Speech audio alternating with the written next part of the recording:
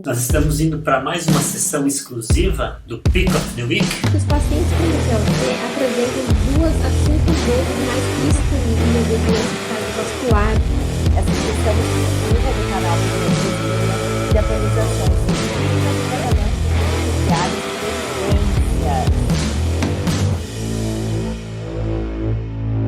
Nos sigam nas redes sociais, né? Deixem seus comentários para que a gente possa ir construir esse conhecimento de forma conjunta. Fala pessoal, tudo bem? Nós estamos aqui então para mais uma sessão do Pick of the Week. Esta já é a sessão de número 27 do nosso Pick of the Week, que é uma sessão exclusiva do canal do Primeiro Respira de atualização científica com embasamento para as condutas guiadas por evidências no processo de reabilitação cardiopulmonar. Se vocês estiverem gostando do conteúdo, por favor, se inscrevam no nosso canal do YouTube do Primeiro Respira, nos sigam no Twitter e também podem se inscrever no canal do Telegram do Primeiro Respira, que nós iremos manter vocês atualizados com as últimas informações sobre as atividades do canal do Primeiro Respira no YouTube. O artigo da semana, a escolha da semana, então, é um tema muito importante, muito interessante, e que foi publicado numa revista de alto fator de impacto, que é a Thorax. Esse artigo foi publicado na semana passada. Ele tem o tema, então, que fez um comparativo entre um programa de telereabilitação para doentes com doenças respiratórias crônicas, um estudo randomizado controlado, onde eles compararam, né, se um programa de telereabilitação apresentava-se equivalente a um programa de reabilitação baseado no centro de reabilitação. Esse é um artigo de um grupo da Austrália, né, coordenado aqui pela professora Annie Holland, que é uma sumidade nesse tema, né, nesse tema de reabilitação pulmonar. Então, vamos ao artigo. Qual é o racional, então, para esse tema e para entendimento desse tema? Primeiro que a reabilitação pulmonar, todo mundo já sabe bem, é uma estratégia muito efetiva e tem uma alta recomendação para o tratamento de pacientes com doenças respiratórias crônicas. Entretanto, né, não são todos os pacientes que conseguem ser inseridos no programa de reabilitação pulmonar, porque existem múltiplas barreiras que acabam dificultando a participação dos pacientes nesses programas presenciais de reabilitação.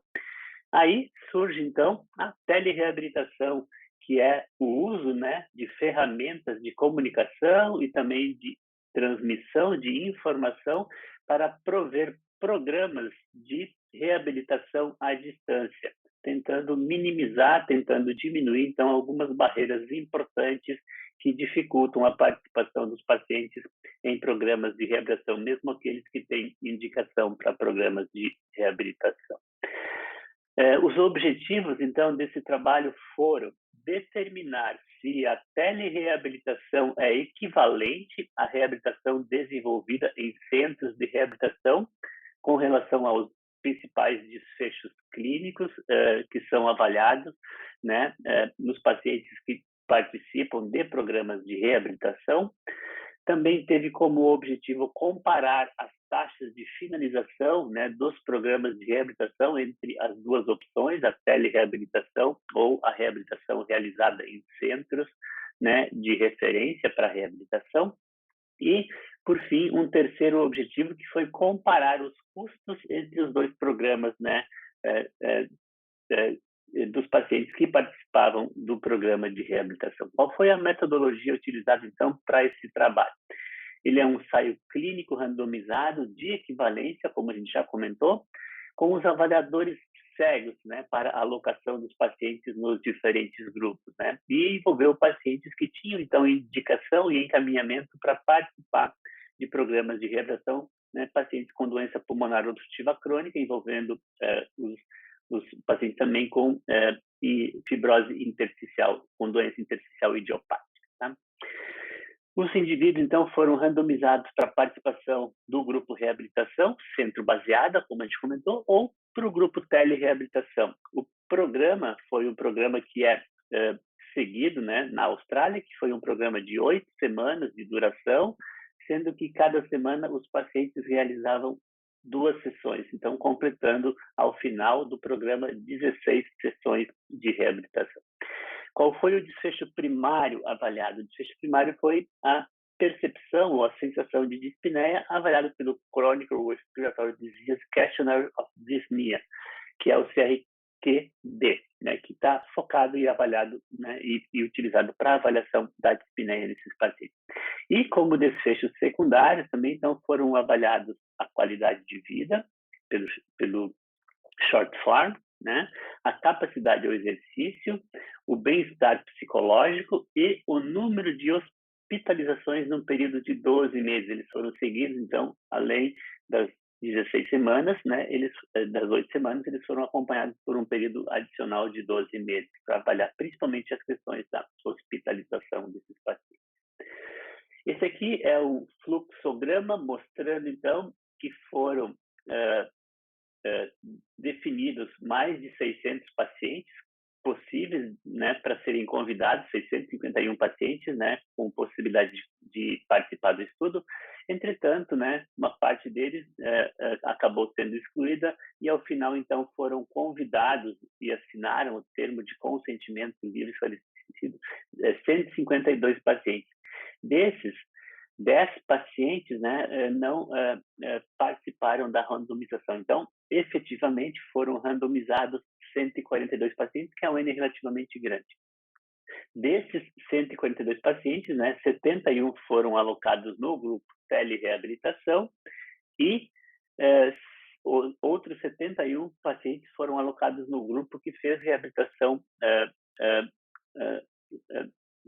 nas clínicas, né, nos centros de reabilitação.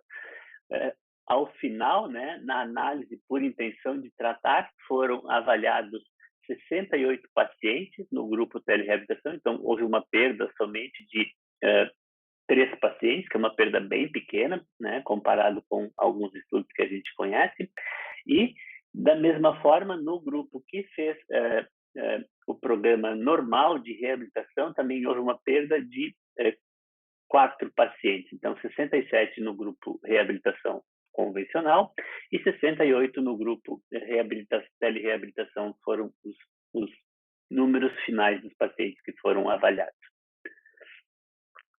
Essa aqui é a primeira tabela que mostra as características gerais, então comparando o grupo telereabilitação, nessa coluna mais da esquerda, e o grupo reabilitação convencional, na coluna da direita, considerando os vários aspectos, o tipo de doença, o sexo, status de consumo de tabaco, função pulmonar, capacidade funcional, questões da dispneia, né, subdividida nos seus diferentes componentes, a Medical Research Council também, a presença de ansiedade ou depressão, e a qualidade de vida pelo short form 36. Então, não houve diferença entre os grupos, mostrando que eles eram iguais, que eles eram equivalentes no momento de entrada no estudo. Então, isso é um aspecto importante, né, desse estudo. Aqui, continuando essa tabela, também mostrando que, com relação à atividade física, né, também não havia diferença entre os pacientes, entre os grupos na entrada do estudo também. Também não tinha diferença com relação à presença de comorbidades, e as admissões hospitalares anteriores ao estudo também não foram diferentes. Então, mostrando que os grupos eram iguais na entrada do estudo, isso é bem importante. Essa é a tabela principal que mostra os desfechos principais e os resultados desse estudo que eles encontraram, então. Aqui nós podemos observar que, com relação ao desfecho principal, que era a dispneia, nós podemos observar que no grupo telereabilitação, ao final das 16 sessões ou das 8 semanas, houve um aumento, houve uma melhora, né, do score, diminuindo, então, a percepção de dispneia, melhorando a sensação de dispneia. E esse mesmo resultado foi encontrado no grupo que fez reabilitação convencional. Então, os dois programas, a telereabilitação e os pacientes que fizeram reabilitação normal, tiveram melhora na sensação de dispneia, no índice de dispneia. E não houve diferença quando comparados os dois grupos entre si. Então, a melhora foi similar, foi muito parecida, os dois melhoraram. Da mesma forma, quando eles avaliaram os outros componentes da dispneia, né, dividindo no componente emocional, no componente fadiga e no componente maior, e aqui no componente total, eles observaram que houve melhora também no grupo telereabilitação e que não houve diferença entre os grupos quando comparados os dois grupos no desfecho. Aqui embaixo está mostrando, né, também com relação aos desfechos secundários, a distância percorrida no teste de caminhada, que também aumentou no grupo telereabilitação, aumentou no grupo de reabilitação convencional e não foi diferente entre os grupos.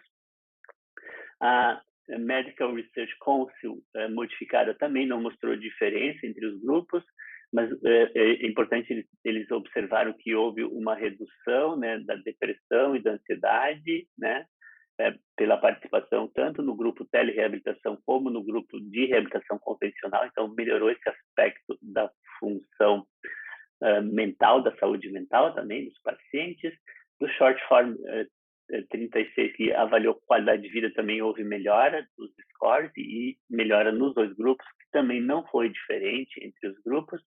E com relação à atividade física, então diminuiu, né, os pacientes que eram sedentários no grupo telereabilitação, como também diminuiu os pacientes que eram sedentários no grupo de reabilitação convencional, diminuiu aqueles pacientes que faziam atividade física de baixa intensidade também no grupo telereabilitação, e também diminuiu os pacientes que faziam atividade de baixa intensidade no grupo de reabilitação convencional, e aumentou, né, os pacientes que faziam atividades de alta intensidade, de maior intensidade, tanto no grupo telereabilitação como no grupo normal também. E, de novo, né, quando comparados todos esses parâmetros avaliados, não houve diferenças entre os pacientes que fizeram telereabilitação e os pacientes que fizeram o programa normal de reabilitação. Aqui está mostrando, então, com relação ao desfecho principal, que foi a dispneia, né? Aqui avaliado pelo Chronic Respiratory Questionnaire, vocês podem observar aqui que essa faixa em verde representa a equivalência, e quando sai um pouquinho da faixa cinza, desculpem, né, mostra que não existiu equivalência. Então, o que a gente pode observar aqui?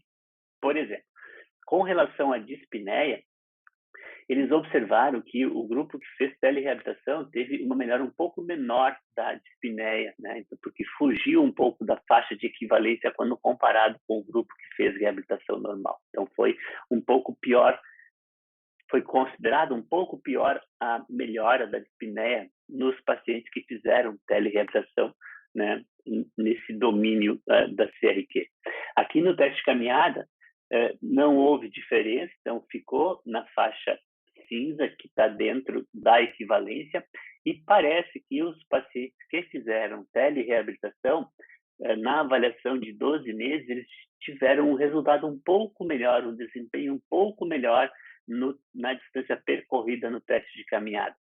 E aqui está mostrando o teste de endurance, que foi avaliado em segundos, né, na bicicleta, de novo mostrando que os pacientes do grupo telereabilitação saíram um pouco da faixa de equivalência, podendo apresentar um resultado um pouco melhor no teste de endurance comparado com os pacientes que fizeram reabilitação convencional. Isso aconteceu no fim da reabilitação e também no período de segmento de 12 meses de reabilitação. E aqui está mostrando essa última tabela, que é a tabela 3, com relação à questão das hospitalizações avaliadas 12 meses após, então, o processo de reabilitação ou o programa de reabilitação.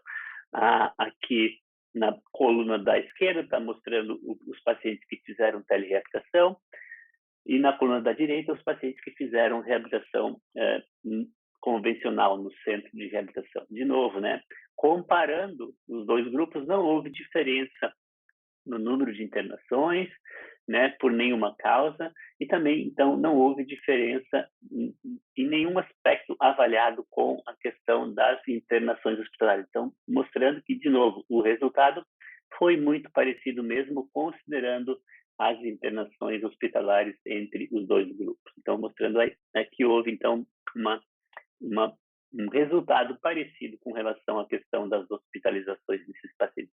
Por isso, então, os autores podem concluir, né, que programa de telereabilitação a domicílio não é exatamente equivalente a um programa feito de forma convencional, um programa de reabilitação de forma convencional para todos os desfechos. Mas ele é seguro e os dois programas atingiram ou alcançaram, né, melhoras clínicas importantes, tanto os pacientes que fizeram telereabilitação como os pacientes que fizeram o programa de reabilitação convencional. Então, apesar de não ser exatamente equivalente, mas os dois grupos ganharam de forma similar, né, os desfechos clínicos avaliados. Com relação ao principal desfecho, né, que é a dispneia, houve uma pequena inferioridade, que é o que eles comentam, e já falou um pouquinho antes, houve uma pequena inferioridade que pode não ser excluída, apesar de não ter tido diferença estatística, mas eles consideram que pode ter uma pequena inferioridade, né, na melhora da dispneia naqueles pacientes que fazem telereabilitação comparado com os pacientes que fazem o programa de reabilitação convencional.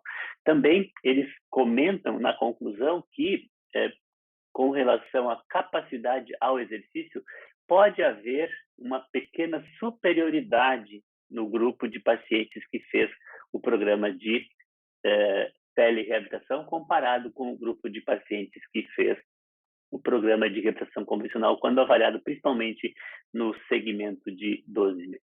E a resposta final, a conclusão final, é então que quando, né, um programa de reabilitação convencional, né, desenvolvido em centros, em clínicas de reabilitação não estiver disponível, um programa de telereabilitação pode representar uma alternativa, um modelo alternativo que acaba melhorando de forma muito parecida os desfechos principais e também os desfechos secundários dos pacientes que participam no programa de telereabilitação.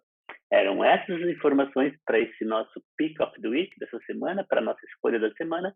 E, de novo, reforçando que se vocês estiverem gostando dos nossos conteúdos, se inscrevam no canal, né? Nos sigam nas mídias sociais, no Instagram, do Pedalado e do Grupo Inspire.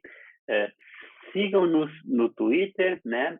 Se inscrevam no canal do Telegram e também nós podemos divulgar os nossos conteúdos no LinkedIn. Então, muito obrigado pela atenção, pela participação de vocês e nós nos encontramos na sequência. Tchau, tchau e até mais.